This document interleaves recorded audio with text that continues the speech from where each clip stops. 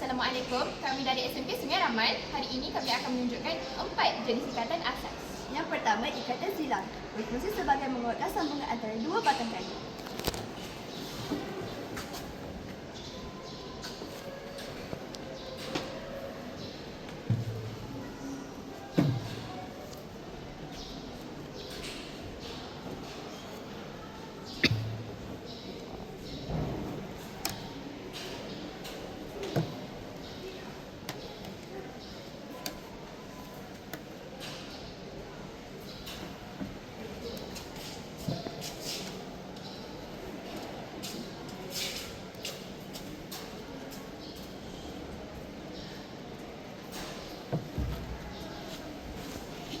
Yang kedua, ikatan manuk digunakan untuk memulakan dan untuk mematikan ikatan.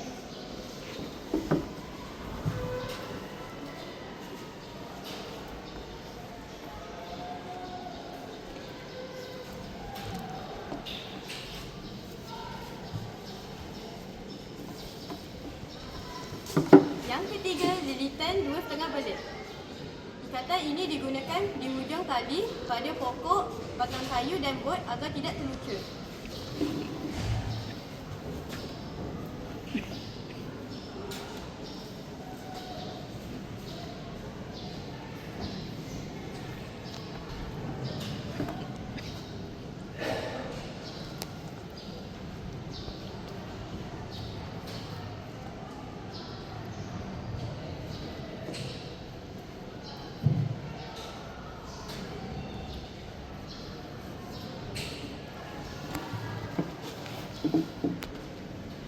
Ikatan keempat, ikatan balak, digunakan sementara untuk menaikkan atau menurunkan beban seperti kayu.